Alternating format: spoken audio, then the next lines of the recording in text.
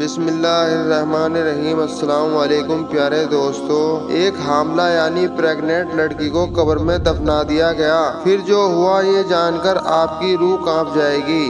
तो दोस्तों, वीडियो में आगे बढ़ने से पहले इस वीडियो को एक लाइक करके चैनल को सब्सक्राइब कर लीजिए। प्यारे दोस्तों, इस सबक आमोज वाक़े को जानने के लिए हमारे साथ आखिर तक जरूर रहिएगा, क्योंकि ये हमारी माँ बहनों के लिए सबक है। सरफराज नाम का एक शख्स बताता है, आज से तकरीबन 5 साल पहले की बात है। मेरा ताल्लुक एक ऐसे गिरोह से था जो चोरी किया करते थे। चोरी करने के बाद हम अलग अलग होकर कहीं छुप जाया करते थे। एक मर्तबा रात में किसी बैंक को लूटने के बाद मैं और मेरे साथी फौरन से फरार हो गए। मेरे साथी तो फरार हो चुके थे, लेकिन मैं पुलिस की नजरों में आ गया और पुलिस मेरे पीछे पड़ गई। मैं तेजी के साथ भागता हुआ अलग अलग रास्ते बदलता रहा और आखिरकार पुलिस की नजरों से छुपने में कामयाब हो गया। फिर मैं एक बस पर बैठ गया और दूर कहीं जाकर उतर गया। जहां मैं उतरा था उस जगह के बारे में मुझे कुछ भी मालूम नहीं था। मुझे बस एक ही फिक्र थी कि कहीं पुलिस मुझे पकड़ न ले। मैं जिस जगह उतरा था वहां बिल्कुल सुनसान इलाका था। दूर दूर तक कोई आबादी नजर नहीं आ रही थी। तो मैं चलते चलते कब्रिस्तान तक पहुंच गया। चौदहवीं का चांद चमक रहा था, जिसकी वजह से सब कुछ साफ साफ दिखाई दे रहा था। मैंने सोचा कि आज रात कब्रिस्तान में गुजार लेता हूं। मैं बहुत सख्त जान और मजबूत दिल का मालिक था। कभी भी मेरी हालत ऐसी नहीं हुई थी जैसी उस रात हुई। उस रात मैंने फैसला कर लिया कि मैं आइंदा से कोई ऐसा काम नहीं करूंगा जहां जान के लाले पड़ जाएं। मैं बुरा नहीं था, बस बुरे दोस्तों की सोबत में पड़कर मैं बुरा बन गया था। मैं कब्रिस्तान में एक कब्र के करीब जाकर लेट गया। मेरे पास एक सोल थी जो काली मोटी थी। सोल अपने ऊपर तानकर मैं सोने ही वाला था कि मुझे एक आवाज सुनाई दी। ये किसी लड़की की आवाज थी जो कह रही थी, भाई मुझे मत मारो, मैंने कुछ भी नहीं किया, मुझे मत मारो, मैं गुनहगार नहीं हूँ। ये आवाजें सुनकर जैसे ही मेरी रूह कांप गई। मैंने चादर अपने सर से हटाया और देखने लगा कि आखिर माजरा क्या है। मैंने देखा तो मेरे सामने तकरीबन 4 से 5 लड़के थे जो लड़की को घसीटते हुए कब्रिस्तान की तरफ ले आ रहे थे। उनमें से एक लड़का बोला, तुझे जरा भी शर्म नहीं आई? हम भाइयों की इज्जत को तूने खाक में मिला दी। हम तो समझ रहे थे कि तू खाला के घर पर है, लेकिन अब पता चला कि तू तो हराम और नाजायज बच्चे को अपने पेट में लिए घूम रही थी। एक लड़के ने उस लड़की को पकड़ा हुआ था और बाकी 4 कब्र खोदने में मशगूल थे। कब्र खोदने के बाद उन्होंने लड़की को जिंदा कब्र में फेंक दिया और मिट्टी डालने लगे। ये मंजर देखकर तो मेरे होश उड़ गए। मैं हैरान रह गया। उनमें से एक लड़का बोला, जल्दी करो, कोई देख लेगा। उन्होंने जल्दी जल्दी लड़की को जिंदा कब्र के अंदर दफन कर दिया और वहां से चले गए। लड़की को कब्र में जिंदा दफन करने के बाद में सब वहां से भाग चुके थे। मैं एकदम से अपनी जगह से उठा, उस कब्र के करीब गया और जल्दबाजी में वे लोग कुदाला वहीं पर छोड़कर भाग गए थे। मैंने जल्दी से उस कब्र को दोबारा खोदना शुरू कर दिया, क्योंकि मैंने देखा था कि उसे जिंदा जमीन में दफन किया गया था। मेरी पूरी कोशिश यही थी कि मैं उस लड़की को कब्र से जिंदा बाहर निकाल लूं। जब उस लड़की की शोर मचाने की आवाज कब्र के अंदर से मुझे सुनाई दे रही थी, तो मुझे हौसला हुआ कि वे लड़की अभी तक जिंदा है। मैं अपनी पूरी ताकत लगा रहा था कि जल्दी से कब्र को खोद सकूं। मैं कोई नेक इंसान नहीं था, एक आम आदमी था, लेकिन मेरी जगह कोई भी होता तो जिंदा दफन होने वाली लड़की को निकालने की कोशिश जरूर करता। मेरे ख्याल से कोई भी इतना बेजमीन नहीं हो सकता जितने उस लड़की के भाई थे। किसी को जिंदा कब्र में दफन करना ये भला कहाँ की इंसानियत थी। मैं कब्र को खोद रहा था और मैंने कब्र में एक सुराख भी कर दिया था ताकि लड़की तक ऑक्सीजन आसानी से पहुंचता रहे। लेकिन अचानक ही उस लड़की की चीखें बुलंद हुई तो मेरी जान निकल गई। मुझे लगा कि वह मर गई। मैंने उसकी आवाज सुनने की कोशिश की। मेरा पूरा जिस्म कांप रहा था। थोड़ी देर तक मुझे कोई आवाज न आई तो मैं मायूस होने लगा, लेकिन मेरी हैरत की इंतहा न रही जब अचानक से कब्र के अंदर से एक बच्चे की रोने की आवाज सुनाई देने लगी। मैं परेशान हो गया, बच्चे की आवाज कहाँ से आ रही है और कैसे आ रही है? कब्र के अंदर तो एक लड़की थी, तो फिर ये बच्चा कहाँ से आया? मैं डरने वालों में से नहीं था, लेकिन उस वक्त मैं बहुत ज्यादा डर गया था। अब मुझे लड़की के कूदने की आवाज भी सुनाई दे रही थी, यानी लड़की अब तक जिंदा थी।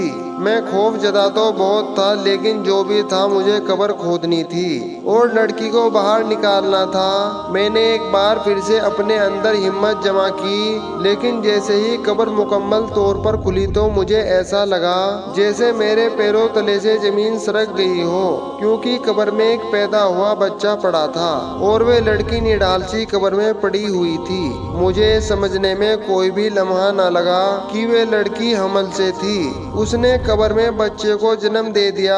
मैंने हिम्मत करके उस लड़की को और उसके बच्चे को कब्र से बाहर निकाला। मेरा जो शॉल था उसे मैंने उस लड़की के जिस्म पर ढांप दिया।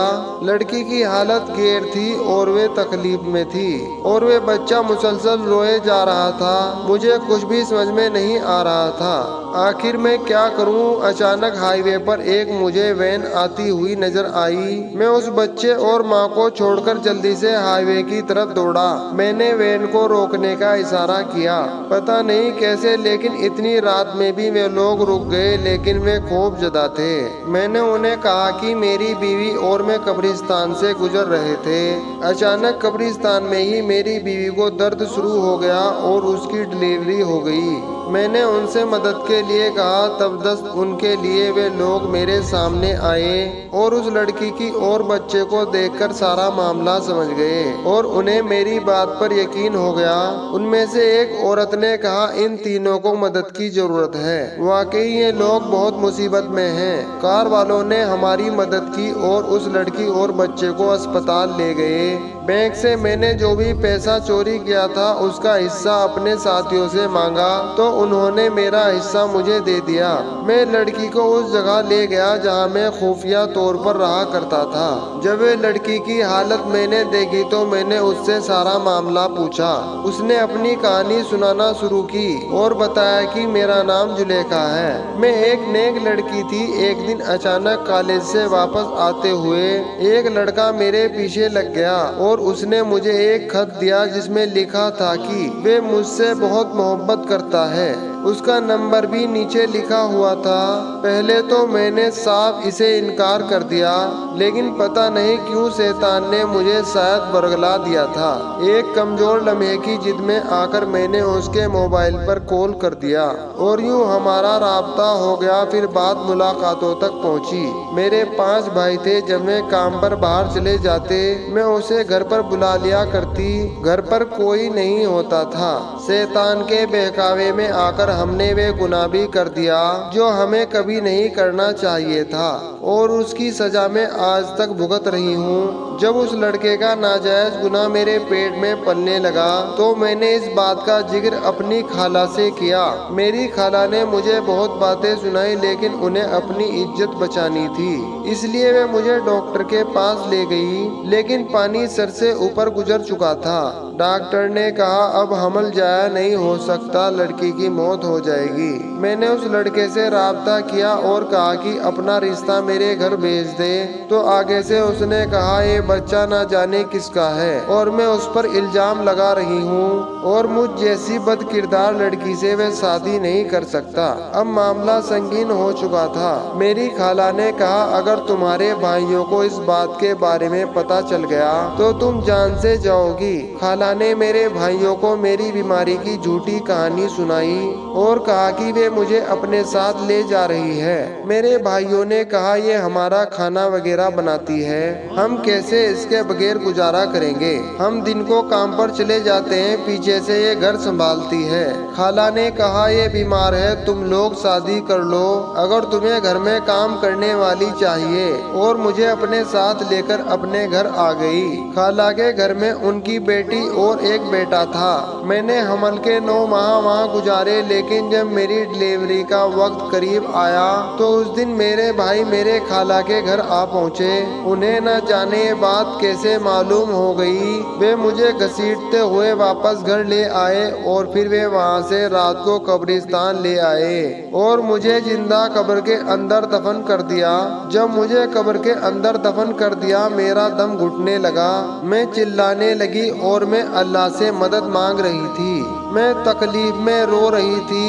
एक तरफ तो मेरा दम घुट रहा था और दूसरी तरफ मुझे हामला का दर्द भी शुरू हो गया था। मैंने सच्चे दिल से अल्लाह की बारगाह में तौबा की कि आइंदा मैं कभी कोई गुनाह नहीं करूंगी और मैंने गुनाह न करने का पक्का इरादा किया और अल्लाह से दुआ मांगती रही। मैंने कहा, मैंने रोजा रखा, नमाज पढ़ी, तहज्जुद अदा की और मैं गुमराह हो गई। ए मेरे रब, और मैं गुमराह हो गई। मेरे रब, मुझे आखिरी मौका दे दे, मुझे इस कब्र से निकाल दे। मैं सारी जिंदगी कभी भी कोई गुनाह नहीं करूंगी। अगर मेरी कोई नेकी तुझे कभी पसंद आई हो तो उसके बदले मुझे आज यहाँ से निकाल दे। मैं उस वक्त जानती थी कि आधी रात को कब्रिस्तान में कोई भी मुझे बचाने नहीं आएगा, लेकिन उस वक्त अल्लाह को मैंने दिल से पुकारा था और मेरा यकीन कामिल था।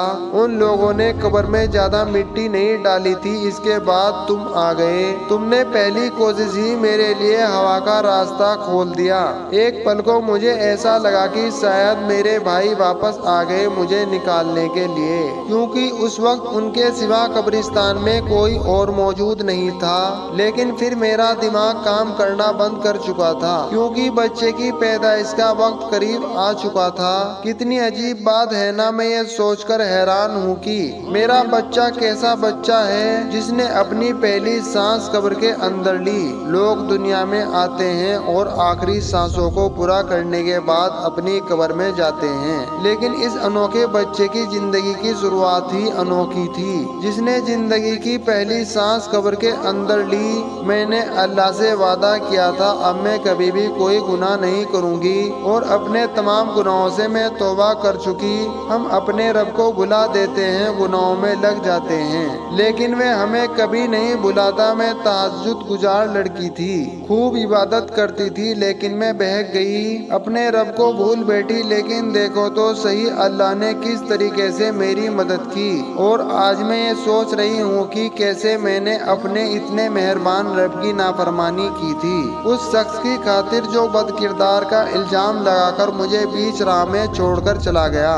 सरफराज कहता है, जुलेखा अपनी कहानी सुनाकर फूट फूट कर रोने लगी और मैंने जुलेखा के साथ निकाह करने का फैसला कर लिया। जुलेखा से शादी का फैसला सिर्फ मैंने अपने अल्लाह की रजा के लिए किया था, ताकि अल्लाह मेरे पिछले तमाम गुनाहों को माफ फरमा दे। आज मैं इल्म रखने वाला बंदा हूँ। मैंने इस्लाम के बारे में बहुत कुछ सीखा है। मेरी बीवी औरतों को दर्स देती है और अल्लाह के फजल और करम से हम खुशहाल जिंदगी गुजार रहे हैं। आज महसूस होता है कि जिंदगी में हर तरफ सुकून है और नूर ही नूर है। सुभान अल्लाह। प्यारे दोस्तों, उम्मीद करते हैं कि आज का हमारा ये वीडियो आपको पसंद आया होगा। अगर आया है तो सबसे पहले आपको अपनी फैमिली, दोस्तों, रिश्तेदारों में वीडियो को शेयर जरूर करें, क्योंकि उन्हें भी इबरत हासिल होगी। और चैनल को सब्सक्राइब करें। कमेंट बॉक्स में अल्लाह अकबर जरूर लिखें। मिलते हैं फिर अगली वीडियो में, तब तक के लिए अल्लाह हाफिज। अल्लाह आप सबको अपनी हिफ्ज़-ओ-अमान में रखे।